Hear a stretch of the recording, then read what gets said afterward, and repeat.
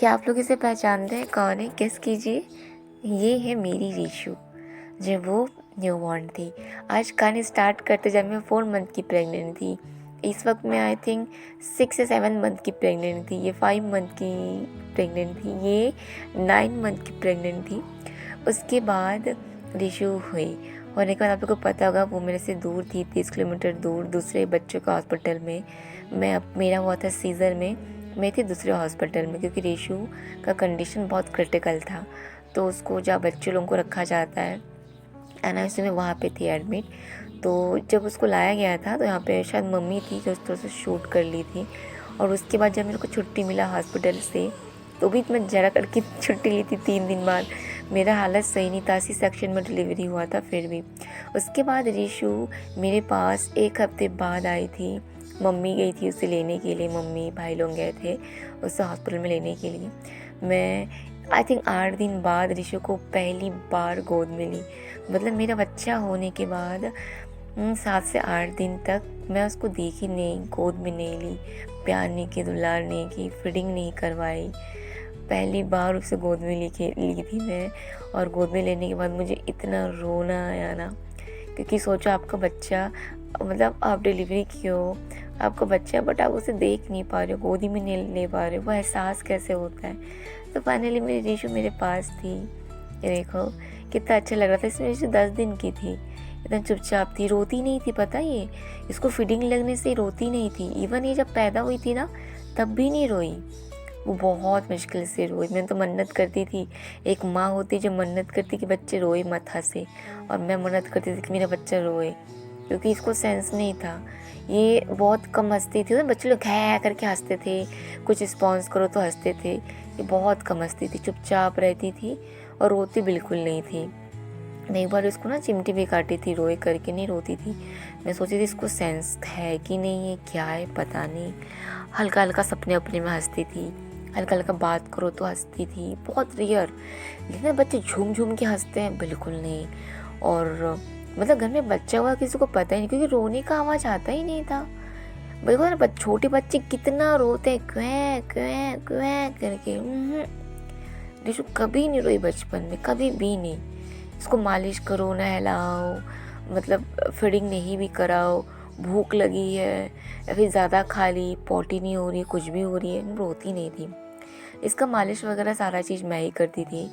रीशु होने के बाद हो गया था कोविड मुझे, क्योंकि रीशु कोविड में पैदा हुई थी। तो मैं एटलीस्ट कम से कम 1 महीने तक रीशु को लेके एक कमरे में अलग ही रहती थी। तो इसको मालिश करना, नहलाना, हर चीज़ मैं ही करती थी। आता मुझे कुछ नहीं था, बट मैं सीख गई थी। एक माँ को कभी कुछ सीखने की ज़रूरत नहीं होती। कुछ लोग बोलते हैं कि तुम माँ बनेंगी तो कैसे हर चीज़ करेगी, मालिश कैसे करेगी, कैसे नहलाएगी। लेकिन माँ बनने से ना वो सारा चीज़ ना अपने आप आ जाता है। जैसे मान के चलो ब्रह्मा जी ने वरदान दिया हो, है ना। तो रीशु इससे मैं आई थिंक अभी जो मालिश कर रही हूँ ना, रीशु उसमें 10 दिन की थी जब हॉस्पिटल से आई थी ना, उसके बाद से मैं इसका मालिश स्टार्ट कर दी थी। हालांकि मुझे कोविड था, मुझे फीवर होता था, बट फिर भी मैं रीशु को कोविड चेक नहीं की, बस मेरा चेक की, क्योंकि ऑलरेडी एनालिसिस आई हुई थी। अगर उसका चेक करती उसका पॉजिटिव निकलता फिर तो मैं बेहोश हो जाती। इसलिए मैं बोली मैं उसका चेक नहीं करूँगी। जब मेरे साथ रह रही है, मेरी फीडिंग कर रही है, तो ठीक है, जो होगा सो होगा। साथ सब कुछ तो भगवान की मर्ज़ी से हो रहा है, ये भी चीज़ें भगवान की मर्ज़ी से ही हो रहा है। यही सब चीज़ भगवान पे छोड़ दी। तो मुझे जैसे आता था मैं वैसे रीशु को मालिश करती थी। कुछ चीज़ें, क्योंकि हम लोग छोटे थे तो चाची बाची लोगों को देखा करते थे कैसे मालिश कर रही है, तो उसी तरीके से मैं भी उसका मालिश करती थी। मैं तो बहुत धीरे धीरे करती थी। मैं आए वाले लोगों को देखी थी कि कस कस के खींच खींच के मालिश करते हैं, तो इसी तरीके से मैं उसका मालिश करती थी। देखो छोटी रीशु हुई है हमारी, इसमें एकदम छोटी थी।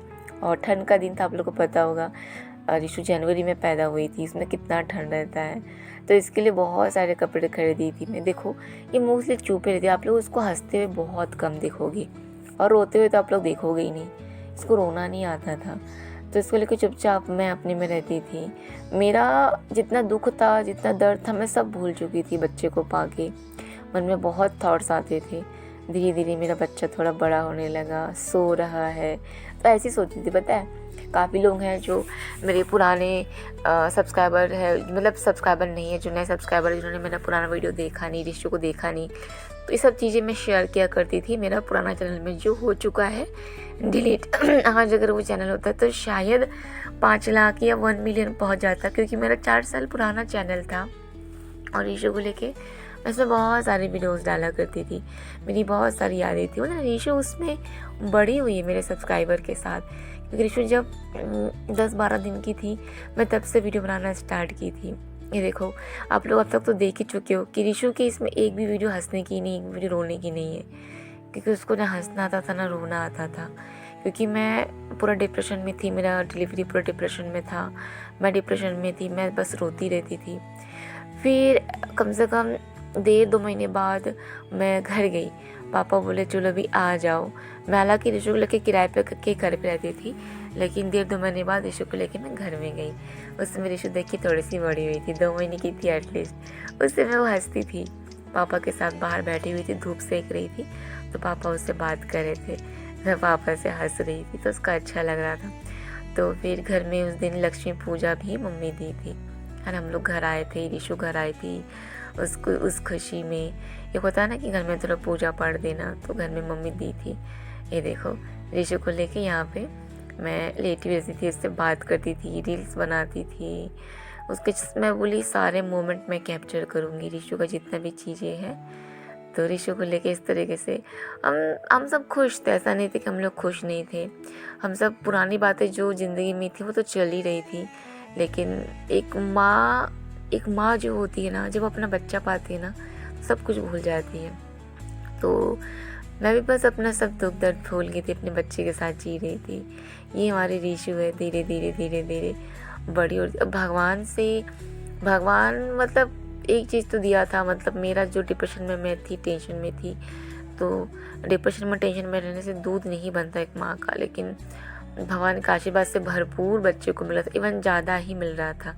ऋषु को मैं चोटी किया करती थी, मेरे स्कूल फ्रेंड्स मेरे से मिलने आया करते थे। इस दिन मेरे स्कूल फ्रेंड्स मिलने आए थे ऋषु से, तो देखो वो छोटी थी, तो उसकी बहुत सारी यादें एक्चुअल में यूट्यूब में था जो डिलीट हो चुका था, तो ये सारी वीडियोस मेरी बहन के पास लैपटॉप में था। उसके बाद मैं वापस आ चुकी थी रायपुर में, जहाँ पे मैं किराए के घर में रहती थी, और उस किराए के घर में मतलब बस मेरे को 2-4 कपड़े लेके जाना था। उस घर में सारा चीज़ था, उस घर में आपको गैस, चूल्हा, बर्तन, बेडशीट, बेड, फ्रिज, मतलब सब कुछ, बस आप घुसो और आपका एक बैग कपड़ा लेके घुसो और कुछ नहीं चाहिए।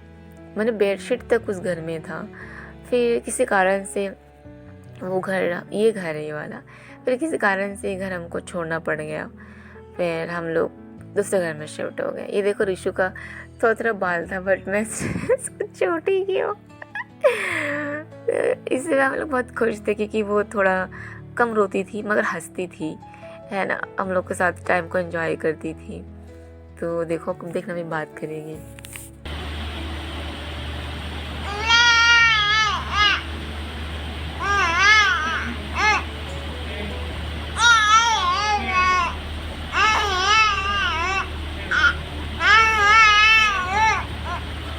छोटी थी तो उसका हेल्थ सही था, उसमें फिटिंग वगैरह करती थी, कि बड़ी हो गई खाना वाना नहीं खाती। देखिए इससे मैं ये पलटना सीख गई थी, ये पलटना सीख गई थी, हल्का सा बैठना सीख गई थी, और इसकी बातें मैंने ये सब वीडियोस सोचो मेरे चैनल पे था, और बहुत लंबा था उसका कन्वर्सेशन। राधे राधे बोलती तो झूमती थी, खेलती थी, मतलब वो एक भी वीडियोस है नहीं। और हम लोग सारा वीडियोस फ़ोन में, लैपटॉप में नहीं रखते थे, क्योंकि मैं सारा यूट्यूब में डाल दिया करती थी। कुछ छोटा मोमेंट फ़ोन में था, उसमें फ़ोन भी छोटा सा था, जिसमें अंदर में मेमोरी कम होता था, और है बहुत सारी चीज़ें। बट हाँ, मैं हमेशा यही मानती हूँ ईश्वर जो करता है अच्छे के लिए करता है, और आज के डेट में मैं कह सकती हूँ कि हाँ, ईश्वर ने जो भी किया अच्छा किया। शायद अगर सब चीज़ें ख़राब नहीं होती तो शायद आज ज़िंदगी कुछ और ही होती, बेहतर कुछ नहीं होता। और ईश्वर ने जो किया, आज ज़िंदगी बेहतर से बेहतरीन है, और आगे भी सब अच्छा होगा। इसलिए कभी भी ज़िंदगी में कुछ भी होता है ना, हताश मत होना, निराश मत होना, सोचना भगवान ने इससे बेहतर कुछ सोच के रखा है, कुछ लिख के रखा है। तो बस और कुछ नहीं कहना चाहूँगी, बस ये है कि एक सिंगल मॉम होना बहुत प्राउड की बात होती है ना। अगर आप सिंगल मॉम हो तो बहुत प्राउड फील करो कि आप अकेले एक फादर एंड एक मदर दोनों का रोल आप कर रहे हो एंड पूरी फैमिली को संभाल रहे हो, खुद को संभाल रहे हो, बच्चा को संभाल रहे हो। और आफ्टर प्रेगनेंसी भी एक माँ में बहुत सारे चेंजेस आता है, उसको अब डील करते हुए चीज़ों को झेल रहे हो। समाज, लोग, ये सारे लोग आपको बहुत कुछ बोलेंगे, समाज में भी आपको जीने ना दे, है ना। लेकिन समाज आपको खाने पीने तो नहीं दे रहा, आपको पाल तो नहीं रहा है ना। तो समाज का टेंशन किए बिना अपनी ज़िंदगी खुशी से जियो। 90% single mother, 90% divorcee mother, 90% window mother, है ना, समाज के डर से, समाज के दबाव से जी नहीं पाती, अपना बच्चा नहीं पाल पाती। समाज को छोड़ो, समाज तो ऐसा है ना कि भगवान से भी शिकायत करता है। हम तो नॉर्मल ह्यूमन है, हम तो इंसान है ना। अगर थोड़ा कम ज़्यादा हो गया, थोड़ा ऊंच नीच हो गया, वो तो भगवान को भी कोसने से नहीं छोड़ते, भगवान को भी डांटने से, गाली देने से या भगवान को भी सुनाने से नहीं छोड़ते। हम तो इंसान हैं। इसलिए समाज को छोड़ो, आप लोग अपना देखो, सिंगल मदर हो, आपकी लाइफ की स्ट्रगल आपकी खुद की है, जीना आपको खुद को है, अपने बच्चे के लिए सर्वाइव आपको करना, सफ़र आपको करना, स्ट्रगल आपको करना है। इसलिए खुद के लिए सोचो, खुद के लिए करो, अपने बच्चे के लिए सोचो। बाकी दुनिया तो अच्छा करने से भी सुनाएगी, बुरा करने से भी सुनाएगी। इसलिए मैंने कभी दुनिया के बारे में नहीं सोचा, मैंने अपने बच्चे के बारे में सोचा, बच्चे के फ्यूचर के बारे में सोचा। ये मेरी बेटी है, इसमें ये 8-9 महीने की थी और आज का डेट है मेरी बेटी 4 साल की होने को जा रही है। तो बहुत कुछ सफ़र करके, बहुत कुछ तय करके मैं यहाँ तक पहुँची हूँ। इसलिए आज के डेट पे मुझे कोई फ़र्क नहीं पड़ता कि कौन मेरे बारे में क्या बोल रहा है, क्या कर रहा है और क्या सोच रहा है ना। तो ये मेरी फ़र्स्ट कोलैब थी मेरी ज़िंदगी की, जहाँ मुझे लगभग 1 लाख के आसपास मिला था। आप लोग बिलीव नहीं करेंगे, मेरे पहले चैनल से, जहाँ मैं गुजरात गई हुई थी बहुत बड़ी टेक्सटाइल कंपनी में। तो मेरा फ़र्स्ट कोलैब, फ़र्स्ट पेमेंट मेरी फ़र्स्ट यूट्यूब चैनल का, तो बहुत बड़ा अमाउंट था। अगर यूट्यूब चैनल का ग्रोथ अच्छा, व्यूज़ अच्छे आते हैं तो कोलैब भी बहुत अच्छे मिलते हैं। ईशु इस वक्त वॉक करना सीख गई थी, उसको वो अपने वॉक को एंजॉय करती थी और हम उसका कंपनी एंजॉय करते थे। फिर नानी घर गई, नानी घर में इतना अच्छा रोड है घर के सामने, बस उसको लेके शाम को सुबह पापा निकलते थे, वॉक करते थे, खेलते थे। ज़िंदगी हंसी खुशी तो बीतती थी, लेकिन कहीं ना कहीं उसका एक नेगेटिव, एक सैड पार्ट भी था जो मैं डिस्कस करना नहीं चाहती। बट हाँ, चीज़ों को अगर पॉजिटिव लेके चलोगे, ज़िंदगी में सब चीज़ें अगर हंसी खुशी लेके चलोगे, आगे भी सब चीज़ें अच्छी ही होती हैं। बस भगवान के किए पे कभी भगवान को सुनाइए मत, क्योंकि जो होता है अच्छे के लिए ही होता है। घूमने जाएंगे ना बिट्टू? ऋषु, सबको हेलो करो। Hello, I love you, I love you. अच्छा, आई लव यू नहीं बोलोगे? अप्पा दे दो, अप्पा। हाँ बोलो। अभी हम लोग गुरु जाएंगे। नहीं जाएंगे, गुरु नहीं जाएंगे। चलो चलो चलो चलो। उसको ना एक्चुअल में मैं ना तैयार करके रखी हूँ, तो गुस्सा हो रही है वो।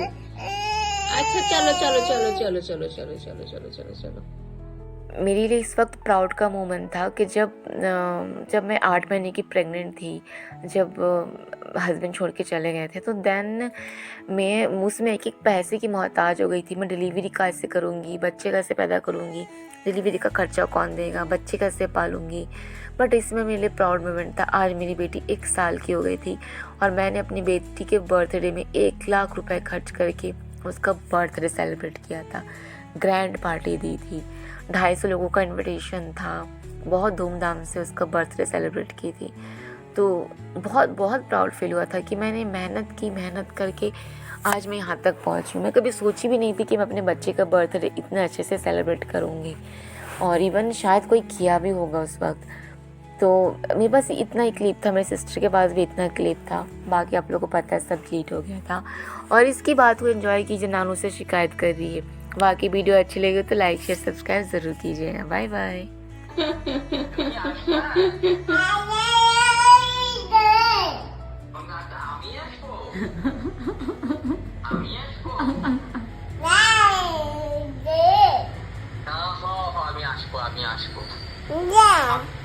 আমি আসবো। তুমি রাগ হইছো, তাই না করতেছো? তুমি রাগ হইছো?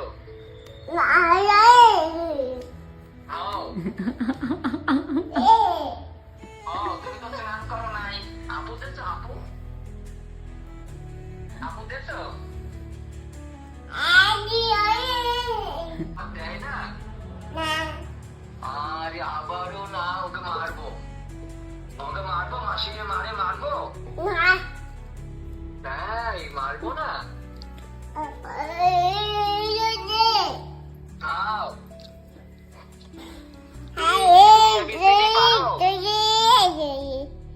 তোমার ডল কই ডল দেই তোমার ডল কই দেই